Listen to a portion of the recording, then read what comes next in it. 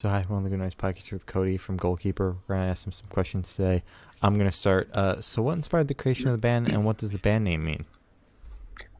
So it doesn't really mean too much. It's kind of like we were in a group chat throwing things back and forth, and I think sports references came up because modern baseball, Hmm. knuckle puck, and I think Ryan had just said goalkeeper, and we were like, I like that. Mark said I like that, and I guess in an inspirational way, it's you keep your goals, and that's what we like to do, and I think that's why we keep getting where we're soaring to. The inspiration for the band getting together was we just knew each other from the music scene. We were all in bands that were either just about over or dead already. So we decided, we were playing this pop punk show, and we decided to do a pizza or pop punk cover band called the Pizzas, and yeah, yeah, we just played like throwback pop punk songs, and we decided we had a lot of fun, and then boom, goalkeeper. Okay. Man, the pizzas. That's Uh, I amazing. mean, The yeah, most pop it's punk very band. stereotypical. Yeah. Yeah. Yeah. Wait, so what inspired the Mm-hmm. creation of that that like We were literally just friends who in the scene. Mark and Ryan were in the band, I think, at the time, and mhm. they super wanted to play because they missed it a lot. And my band was already playing the show, and I love those guys, so they asked me to play. Mhm. And it was just really fun. We really clicked, and Mark was jazzing. He was ready to get back into the music scene, and he wanted to play as many shows as possible. So, yeah, we just got together and said, "Yeah, let's do this." All Okay. right, solid. Mhm. So congrats on your newest release, Life in Slow Motion. How do you feel about the response to it so far? It beyond words. Easy. That's like easy enough to say. It's been very good from every corner of the world. We really appreciate all the support that this record has given us, and everybody who's listened to it. So, yeah, it's beyond words. The only way it could have been better is like if COVID didn't happen and we were out there seeing everybody, and but I think we're doing a really great way in connecting with people, and talking to people about the release and how they like it, and we're doing it online, and and making the audible, and we're doing the best we can. So the response has been awesome, and I'm ready for something new. Yeah. I'm ready Oh for more. wow. Yeah. Yeah, All right. yeah, Yeah. absolutely. Exciting. When I finally got a chance to listen to it, I was like, I genuinely blown away by it. It's really fucking good. Yeah. Thank you, man. No, that really touches the heart. It's it's small words like that, and it's like keep this going. So Yeah. thank you so much. I really do appreciate you listening to it. Can I Of ask, course. what is your favorite song? Oh fuck! Can I pull up the I track know. list? Is that Pull up the allowed? track list. Yeah, absolutely, Uh, because I'm 100%. like awful with if I'm just kind of listening through, trying to remember a track. Hmm. But I think Yeah, I like the closer as well as happy. I like those two a nice. lot. Yeah, So absolutely. Yeah, yeah, you don't have to know the name of the tracks to know it's a good song. Yeah. yeah, Hmm. exactly. Yeah. So thank you. No, I really appreciate you listening for the record. Of course. So is there any meaning behind the EP name or cover art? Um, okay, so the cover art is really funny the way it worked out. We had this guy who does photos around our area named Jesse Joseph. He's a phenomenal photographer, and Ryan just happened to be scrolling through his Instagram one day, and he follows him, and he'd uploaded these film pictures he had taken of this diner that he really liked. And he said, "Yeah, this is really cool. It's got a nice vibe." And he sent it to the band, and we really liked it. So we talked about Jesse. We talked to Jesse about it, and we sealed the deal and decided to use that for the record. And come to find out, it's a diner that's no more than 15 minutes down the street from Ryan's house because his family knows the diner owner. So like, it's crazy how those small things connect to what really sold it for us. So, and then the name Life in Slow Motion comes from a track kind of on the record called Black and Blue, and I think the lyric is I woke up again feeling stuck in slow motion, and I think that feeling really resonated with us, but we didn't really exactly want to say it that way. So, and this is pre-COVID because we recorded it back in like January, but we just really looked at what the songs meant individually, and we thought they were just like a deeper reflection on things, and Hmm. just basically life. So I mean, life in slow motion, and then thinking deeper about things. So it felt like that was the right title for the songs, and then to put it like in this picture of a diner we knew, which is totally South Jersey of us, and then B it has this like strange feeling just being empty, that Hmm. like ended up being something I feel like people related with in a way we did not intend at all. Yeah. That's really cool. I like that. Mm. Can you tell me a little bit about your writing process for this EP? So it's super, super collaborative. That's one thing I Mhm. love to tell people when I talk about the music is me and Ryan do all the writing together when it comes to lyrics. And then when it comes to the guitar or the bass and all that, we write it in a practice pace together. We write when it comes to it. I think Ryan will write a first verse or a chorus, or I'll do the same, and then we'll bring it to practice and we'll bounce it off everybody and figure out the keys and what we like. So that's how we figured out most of these songs. And then we ended up going down to Nashville to Pentavariate Studios, if that's how you pronounce it.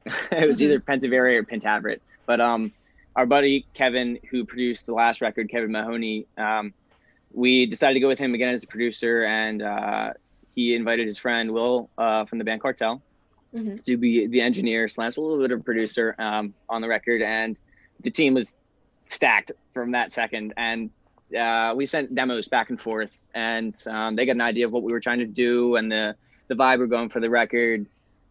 Once we got down there, we went through like a slew of like 10 songs, picked the best 5 that we all agreed with, and then really like from the first second of the song to the last second of the song found purpose in every single part. And I think it's great the way it turned out. So very collaborative. Yeah. And very purposeful, if I had to say, so so everything definitely has a meaning for it, and which is good. You don't want anything in there that could drag the listener away for even just half of a second. So knowing you're always keeping the listener's attention is very important. Definitely. Oh yeah. So what song on this EP took the longest to write, and which one's your personal favorite? That's an interesting question. So I will say, Just Say It and This Is Fine, which is the opener and closer, they actually came super, super fast and early in the process. And then Black and Blue is kind of what really stirred us up again to have those, beat that writer's block, rather. So I'll say Graveyard probably took us the longest to write because like we were slacking on time. And I remember writing it was pretty fun because strangely enough, Mark is always at practice first because he's just that kind of guy and he's always on time. But he wasn't there this time. He wasn't. It was me and Ryan who were actually waiting on him. Yeah. So in just a slew to kill time, he dropped a bass thing. I dropped a drum thing, and we sat there and just worked out some lyrics on that. And Mark ended up coming in, and this was like, I think maybe less than a month before we were supposed to leave for the studio, and we really, really just nailed that track on like the first 2 times through. It took us maybe half the practice day to write the song, but that one definitely took the last to get on the list. So I would say that. Yeah. All right. Okay. Solid. And your favorite? Yeah. Yeah. Oh yeah. Oh gosh, I know. Oh man, you asked me to like pick my favorite kid. Well, he asked me to pick a favorite, so. Oh, I know it's not fair. Yeah, you're right. I think my favorite, after listening to it about a quadruple jillion times, would be Black and Blue. Black and Blue. Solid. Taste. That's the one. Yeah. Can you tell me where your headspace was while creating this EP? We didn't want to block anything. So, honestly, when it came to writing, we were prepared to write whatever came to mind. And then we literally just put all on the paper, or everything on the paper that we could. Looked at what we liked about it, what we didn't like, and then we try to avoid sticking to certain themes because I feel like maybe you pigeonhole yourself a little bit. So, anything that really just came to mind, and then we just kind of ended up being common themes. So I feel like when you're writing, you're going to end up writing what you should write when you just let your thought process go instead of trying to contain yourself. So, those must have been the things that were on our minds, throughout the time of the writing. So I think we were just trying to keep it open and just kind of be very vulnerable with it. Yeah. So this has nothing to do with the EP, but I remember you guys actually have a couple shows booked with Bowling for Soup that didn't get to happen this past year. Hopefully they happen in 2021. How'd those come about? Yeah. So funny enough, Ryan lives down towards the shore, and he lives near Atlantic City, New Jersey. And we've been playing some shows with this promoter, and he runs the venue, this and that. Decent number we can get down there. So just an email, this and that, keeping up with each other. And he said, "You guys would open for Bowling for Soup?" And we said, "Yeah, duh." I remember I wasn't even getting back to Mark fast enough about this because I was at work. So he called the work phone, and I said, "Bud's working quit." And he said, "Do you want to play with Bowling for Soup?" And I said, "Who is this?" So So yeah, that was just connecting through the scene and then coming about. And what's funny enough, before we got off of that show, we were playing a venue in Poughkeepsie, New York, and we were in this side venue for this bigger venue, and in that room that same night, Bowling for Soup. All right. Easy. It's meant to be. Isn't that funny? Yeah, small world when you really think about it. Yeah. Mm-hmm. So back to the EP. I just didn't want to forget that question. Oh no, yeah. While going through the EP, what band or artist influences do you think you can hear the most? I think a tinge of Blink-182 because pop punk, you really can't avoid it. But Ryan's voice does sound like Mark Hoppus. We get a lot, so definitely that. I'd say small bits of the new All Time Low record. Phenomenal, by the way. If you guys haven't listened to it, Wake Up Sunshine is. Are you guys watching? Are you watching like their live sets they're doing right now? I'm working on Friday, so I can't.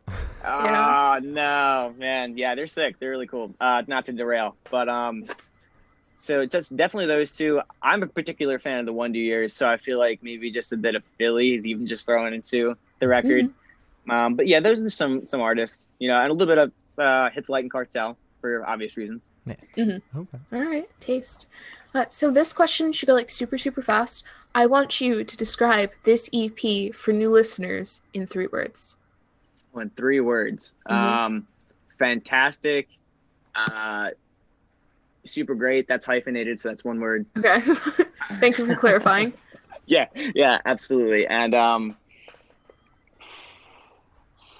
powerful. Why not? Yeah. Why not? Yeah. Solid. Yeah. 3 positive words. Yeah. So is there a certain feeling you want your listeners to have while going through the EP? No. Honestly, I'd like them to listen to it with a completely open mind. They can, I hope it finds them in a good place. I hope it finds them in a bad place. I hope the music is just there for them if they like it. So, listen to it from track 1 to track 5. That's my only rule. Okay. Yeah. Okay, solid. So where do you see the band in the next 5 years? Oh, we're taking it to the moon. Yeah. As you should. Yeah. We're not stopping anytime soon. To be frank, we had a lot of plans for 2021. So we had tour plans to go down to Florida, to Texas, to the West Coast for the first time, up to Maine, literally the entire, we were going to hit the circuit. Yeah, we were going to do all of it. We had about 150 shows planned. And Jesus. All thrown out the window. Ouch. So there is a big what if you could ask yourself, but I have not, will not, and don't see a point in it because, it's just not going to happen. And things are supposed to happen the way they are. So we're here in this world that we are, and we made the best of it. I truly think that for the plans that we had made and what we had to switch to, we made the best of the situation. Life in Slow Motion still had a stellar release. And I wouldn't do anything differently, and we're still pressing forward and we're still talking about it to anyone who will listen to us. And we're just changing with the way the world works, so I think we're doing good. So were those shows like 100% canceled, or are they being like postponed and rescheduled behind the scenes? Being so far out, they were probably just, caught in the muddle of everything for people who were trying to plan March events in the dates that we had. And, so I think most of those are probably canceled. Not to say we won't be going, because like I said, absolutely 100% to the moon, anywhere and back. We want to play, so we're gonna get out there, and there's literally no stopping us. We have 0 plans to stop. If there's no venue space on Earth, we'll just go to Mars. It's okay. Why not? That's what I'm saying. Yeah, absolutely. Yeah, someone's got to. Of course. So for the last couple questions, we're gonna shift away from music, if that's okay with you. Yeah, absolutely. And we're gonna go straight to death row. So if you're on death row, what would your last meal be with a drink? With a drink. That's so polite. Gotta wash it down. It's really with something. funny. Yeah, you're right. My girlfriend's asked me the other day what my favorite meal was, and I could not answer. I wanted to say chicken tenders so bad, but you can't say chicken tenders. You can say chicken tenders. No, I'm not going to say chicken tenders. I'm a grown man. I'm not. I'm an adult. Exactly, I'm an adult. Yeah, exactly. But the chicken tenders. No, I know they're so good. They are. My girlfriend got chicken tenders the last time we went out together, and I bullied her the entire time we were out. Not saying it's deserved, but also it's totally worth it. Like the risk versus reward for chicken tenders. Yeah. You know what I mean? Okay. Gun to my head. Favorite last meal would have to be a chicken parm straight from Italy. Ooh. Yeah. With the fixings, the works. Give me everything, please. And then a nice glass of wine. Why not? Okay. Is that red, white, or rosé? I think those are the only ones that I know. We'll go with white. I think white's fine. Okay. Solid. Solid. I'm not particular. Oh, okay. That's completely valid. Yeah, whatever they have on the shelf. Exactly. All right. The first one they grab. So if you could live in one fictional world for a week, where would you live? Pokemon. Pokemon? Okay. Why we just got that. Yeah. Oh, instantly. 100%. Yeah. Pokemon's the coolest thing in the entire world. Little animals. I think my cat's like a Pokemon, so. That's really cool. Okay, we just got Pokemon, and they answered the same exact way. They didn't even let Glory finish the sentence. Exactly. Yeah. It's so funny. Good, great. So I have the honor of asking the last question, and every single person we've spoken to has said it's the most important question. What's your favorite color? Ooh, orange. All right. Specific shade. More like a clementine. Ooh, not like a sunset. Yeah. I like that. That's good. Yeah, that is very important. Yeah. People have to know. Yeah, because we're never going to make maybe orange merch. It doesn't happen, but maybe now it will. Exactly. Okay. Yeah. You have to speak it into existence. So as I said, that's all the questions you have today. Is there anything you'd like to plug? Live in slow motion times 1,000. Please enter, search Google, whatever it is you have to do. Listen to new artists. Support them in any way you can right now. Our friends and friends circle just put out a new song. Listen to them. If you guys haven't checked them out, they're super great. We actually chatted with them, I think, last week, I think. Yeah, that was last week. Really? Yeah. Oh my God, that's so funny. Yeah, then those guys are awesome. They're like super local. Dom lives like 30 minutes from me. Oh, wow. Right. Yeah, and listen to Goalkeeper. That's it. Wash your hands, wear a mask. Thank you. Yeah. All right. Thank you. Yeah. Well, all right. Yeah, it's been super great talking to you guys. Thank you guys so much for wanting to do this. Yeah, of course. It's been a blast. Thank you for listening now. This has been Cody from Goalkeeper, and we're the Good Noise Podcast.